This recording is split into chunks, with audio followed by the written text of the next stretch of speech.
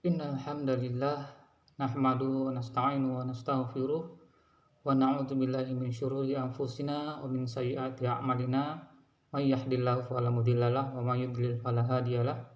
Asyhadu an la ilaha illallah wahdahu la syarikalah wa asyhadu anna Muhammadan abduhu wa rasuluhu. Rabbi shrah li sadri wa yassir li amri wahlul 'uqdatam min lisani yafqahu qawli.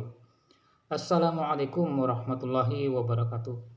Pemirsa Cahaya Tahajud di mana saja berada, pada kesempatan siang hari ini kita akan kembali untuk membahas sebuah tema tentang keselamatan, yaitu apa yang bisa dipercaya, Alkitab ataukah Al-Quran.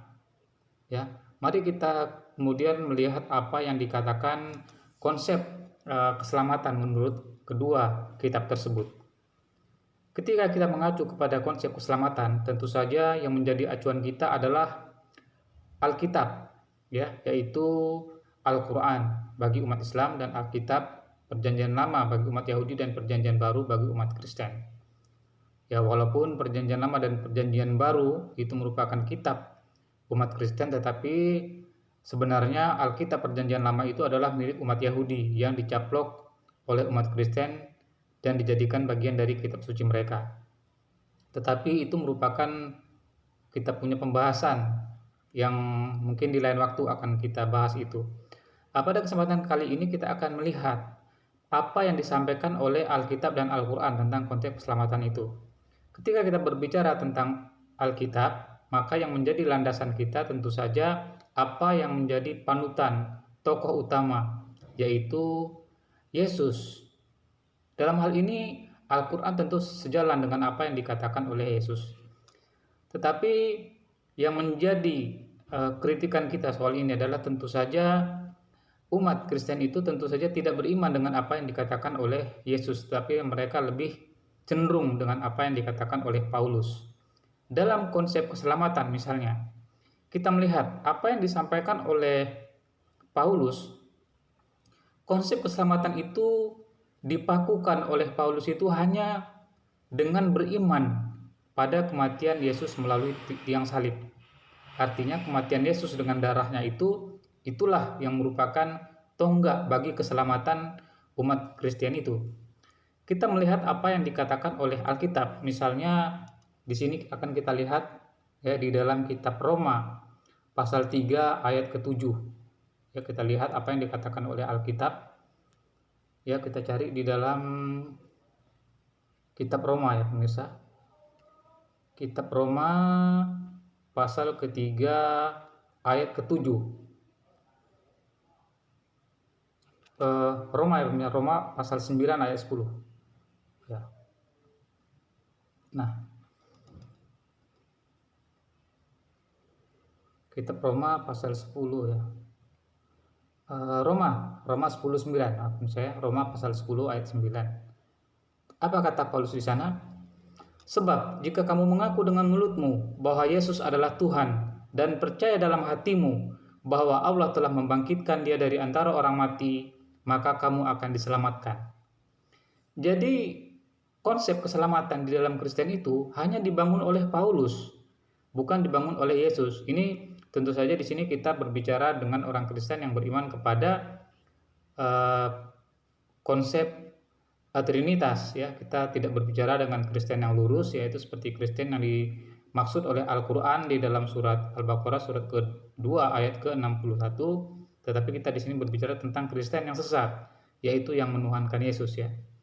Nah, tentu saja ketika kita berbicara dengan Kristen yang sesat ini kita mengacu bahwa apa yang mereka menjadi panduan mereka, yaitu apa yang dikatakan oleh Paulus ini di dalam kitab Roma pasal ke-10 ayat 9 yang sudah kita bacakan tadi.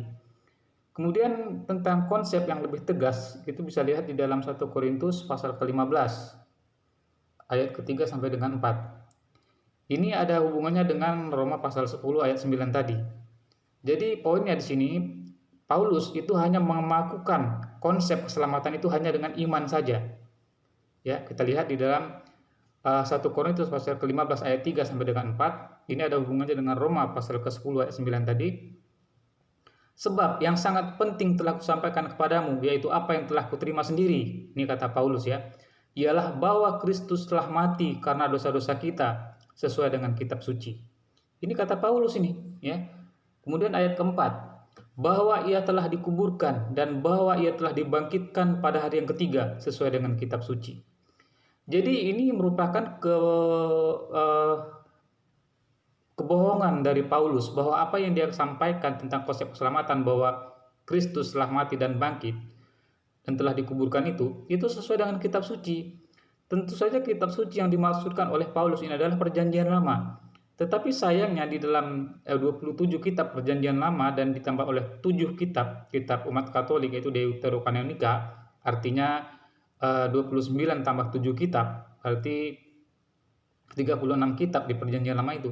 Tidak ada satupun ayat yang mengatakan bahwa Kristus telah mati dan dibangkitkan sesuai dengan kitab suci. Itu tidak ada. Jadi di sini Paulus tentu saja berbohong. Ya, jadi mungkin ada yang bisa membuktikan tentang ayat ini. Ya silakan, mungkin siapa saja yang bisa yang merasa ya mendapat bisikan dari Roh Kudus barangkali bisa menunjukkan ayatnya di dalam kitab perjanjian lama yang mengatakan bahwa Kristus telah mati dan dikuburkan dan dibangkitkan pada hari yang ketiga sesuai dengan kitab suci. Silakan ya, mungkin ada yang bisa membuat saya murtad, silakan ya, mungkin barangkali mungkin Roh Kudus bisa membantu, silakan ya. Nah, jadi Paulus itu dalam hal ini juga dia telah berdusta karena tidak ada ayat tersebut di dalam kitab perjanjian lama, pemirsa.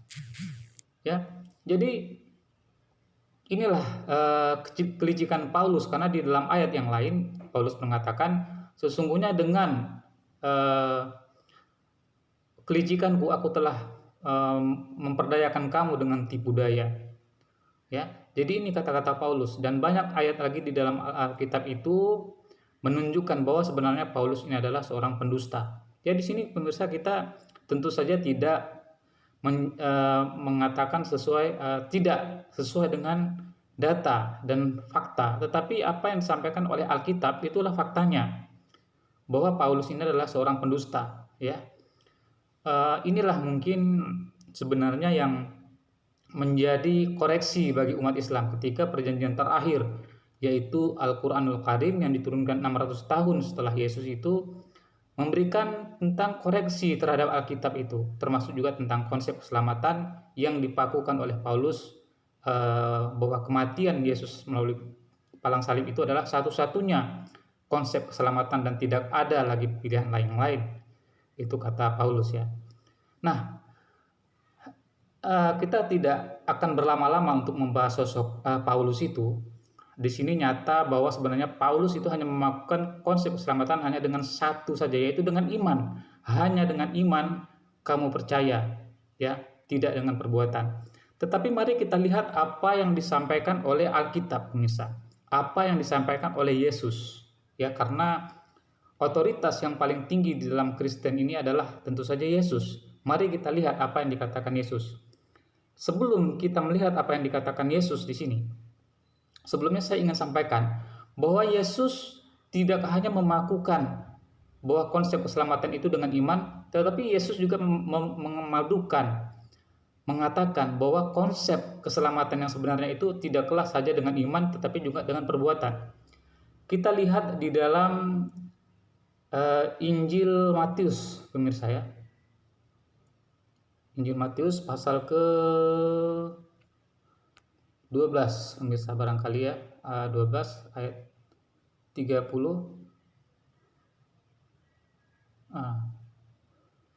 Ayat berapa tadi ya pemirsa? Pasal ke 24 barangkali pemirsa, saya akan lihat dulu. Pasal ke 25 ya. Injil Matius pasal ke 25 ayat ke 31 pemirsa. Nah, sampai dengan seterusnya. Kita akan membuktikan bahwa Yesus memadukan bahwa konsep keselamatan ini tidak hanya dengan iman, tetapi juga dengan perbuatan. Di dalam Injil Matius pasal ke-25 ayat 31, Yesus mengatakan, apabila anak manusia datang dalam kemuliaannya dan semua malaikat bersama-sama dengan dia, maka ia akan bersemayam di atas tahta kemuliaannya. Ayat 32, lalu semua bangsa akan dikumpulkan di hadapannya dan ia akan memisahkan mereka seorang daripada seorang, sama seperti gembala memisahkan domba dari kambing. Jadi apa yang dilakukan oleh Tuhan ini, ya maksudnya Yesus ini menjelaskan tentang bahwa Tuhan itu akan memisahkan kambing dan domba.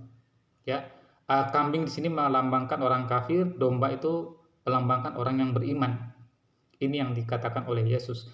Jadi pada hari penghakiman nanti itu Tuhan akan memisahkan orang kafir, orang yang ingkar, dan orang-orang yang beriman itu. Ya. Apa sesungguhnya konteks dari keimanan? Kita lihat di dalam ayat selanjutnya.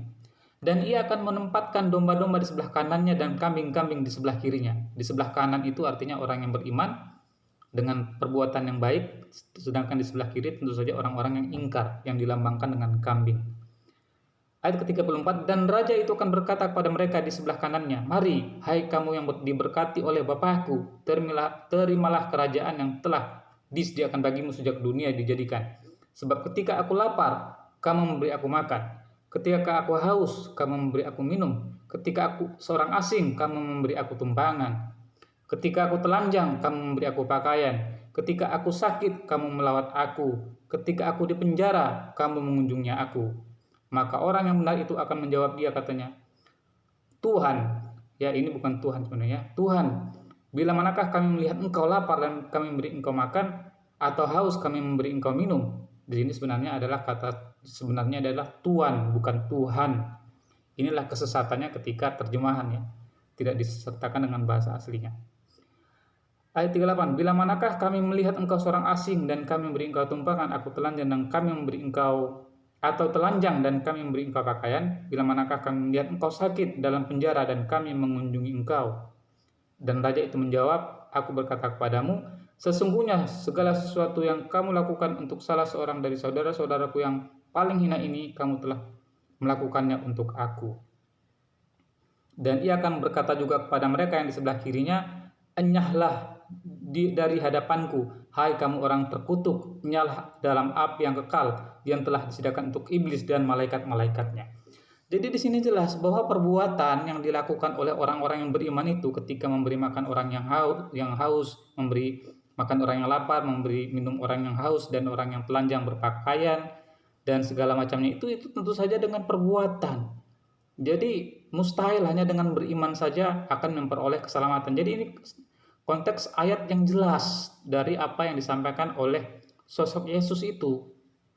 Ya, jadi inilah yang sebenarnya berlawanan dengan apa yang dikatakan oleh Paulus itu.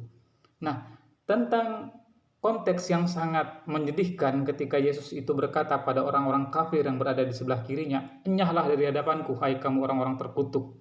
Siapa orang-orang terkutuk ini? Tentu saja orang-orang yang terkutuk ini adalah orang-orang yang menuhankan Yesus. Apa yang mereka katakan, Tuhan, Tuhan, bukankah kami bernubuat dengan namamu dan segala macamnya. Ini adalah mereka sampaikan itu kepada Yesus. Mereka memanggil Yesus dengan sebutan Tuhan, Tuhan. Kita lihat di dalam Injil Matius pasal ke-21, pasal ke-7. Ya, ayat ke-21 dan seterusnya. Kita lihat ya pemirsa, apa kata Yesus. Bukan setiap orang yang berseru kepadaku, Tuhan, Tuhan, akan masuk ke dalam kerajaan surga, melainkan dia yang melakukan kehendak Bapakku yang di surga pada hari terakhir. Nah ini ya pemirsa, ini ada hubungannya dengan ayat tadi yang berada di sebelah kiri Tuhan itu. Pada hari terakhir banyak orang berseru padaku, Tuhan, Tuhan, bukankah kami bernubuat dengan namamu dan mengusir setan demi namamu dan mengadakan mujizat demi namamu juga? Pada waktu itulah aku akan berterus terang dan berkata kepada mereka, aku tidak pernah mengenal kamu, enyahlah kalian daripadaku, kamu semua pembuat kejahatan. Jadi orang yang menuhankan Yesus itu akan diusir Yesus. Jadi mereka lah termasuk orang-orang yang berada di sebelah kiri Yesus. Ya, mereka lah orang-orang yang berada di sebelah kiri Yesus itu. Nah, jelas ya pemirsa di sini ya. Mereka lah orang-orang yang berada di sebelah kiri Yesus itu. Nah, jadi di sini konteks tentang konsep keselamatan itu tidak hanya dengan iman, tetapi juga dengan perbuatan. Inilah yang disalahpahami oleh umat Paulus. Mereka hanya percaya diri dengan apa yang dikatakan oleh Paulus bahwa keselamatan itu hanya dengan iman tanpa dengan perbuatan. Yesus sebenarnya memakukan bahwa konsep keselamatan itu tentu saja bukan saja dengan iman, tetapi dengan perbuatan. Kita lihat lagi dipertegas oleh Yakobus, ya, di dalam surat Yakobus, ya pemirsa, Yakobus pasal kedua. Ya, kita lihat di sini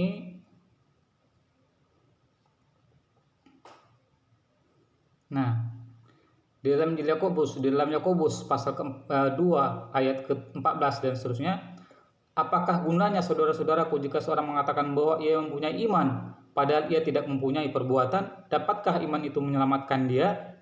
Jika seorang saudara atau saudari tidak punya pakaian dan kekurangan makanan sehari-hari, dan seorang dari antara kamu berkata, "Selamat jalan, kenakanlah kain panas dan makanlah sampai kenyang," tetapi ia tidak memberikan kepadanya apa yang perlu bagi tubuhnya, apa gunanya itu? Demikian juga halnya dengan iman. Jika iman itu tidak disertai dengan perbuatan, maka iman itu pada hakikatnya adalah mati. Jadi ini ya pemirsa ya.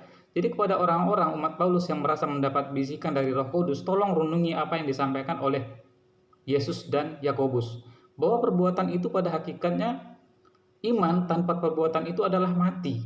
Jadi tidak saja kita itu beriman, ya, beriman tidak saja berguna iman itu tanpa dibarengi dengan perbuatan. Dan sebenarnya konsep keselamatan yang dipakukan oleh Paulus dengan beriman hanya dengan kematian Yesus itu sebenarnya hanya sebuah kepalsuan. Ya, bahwa sebenarnya iman yang benar yaitu beriman dengan Allah Subhanahu wa taala atau Tuhannya Yesus, beriman bahwa Yesus adalah satu-satunya rasul utusan Tuhan dan Allah itu adalah satu-satunya Tuhan. Itu adalah iman yang benar, dan perbuatan yang sudah kita sampaikan tadi itu adalah perbuatan yang benar yang akan membawa kepada keselamatan, bukan dengan beriman dengan kematian Yesus melalui palang salib seperti apa yang dikatakan oleh Paulus. Ya, sekarang mari kita lihat apa yang disampaikan oleh Al-Qur'an. Menariknya, Al-Qur'an memberi jalan pertengahan antara apa yang disampaikan oleh Paulus, ya, dan apa yang disampaikan oleh Yesus. Sudah jelas bahwa apa yang disampaikan oleh Paulus adalah kedustaan. Sekarang mari kita lihat bahwa apa yang disampaikan oleh Yesus itu disempurnakan kembali oleh Nabi Muhammad Sallallahu Alaihi Wasallam. Kita lihat di dalam Al-Quran, ya, di dalam Al-Quran kita bisa lihat, ya, di dalam Al-Quran ini.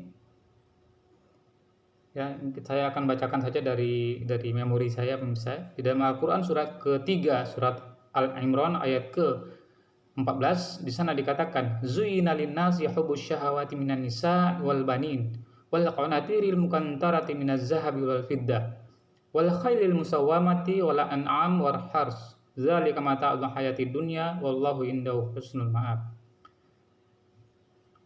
Sesungguhnya telah diberi bahwa manusia itu kecintaan terhadap wanita dan anak laki-laki.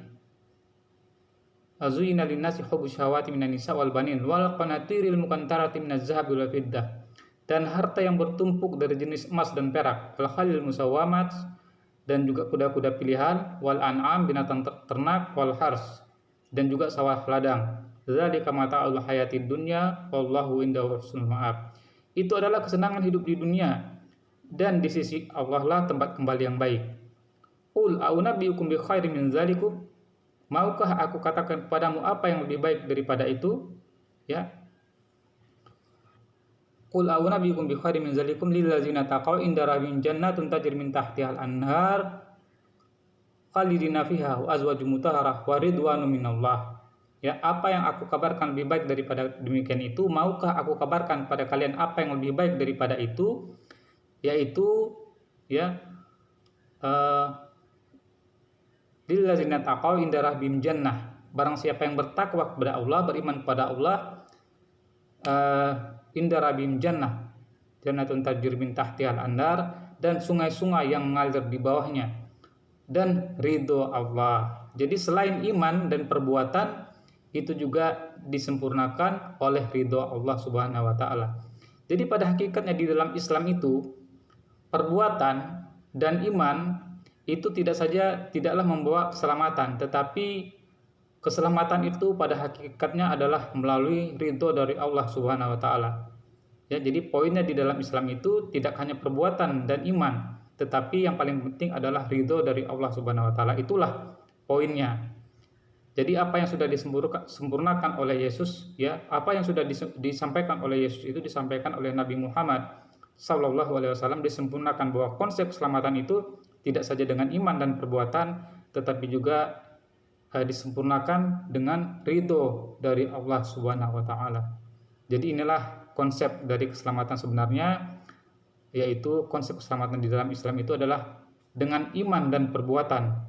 Tetapi semua itu berdasarkan dari ridhonya Allah Subhanahu wa taala. Tentu saja ridho dari Allah Subhanahu wa taala adalah berdasarkan dari iman dan perbuatan kita selama di dunia ini. Marilah kita bersama-sama untuk menggali dari hakikat kebenaran sesungguhnya, karena apa yang Yesus katakan, carilah kebenaran itu, maka kebenaran akan membebaskan kamu. Apa kebenaran itu? Al-haqqu min rabbikum wa la takunanna minal mumtarin. Kebenaran itu datangnya dari Tuhanmu. Oleh karena itu, janganlah kamu termasuk orang-orang yang ragu.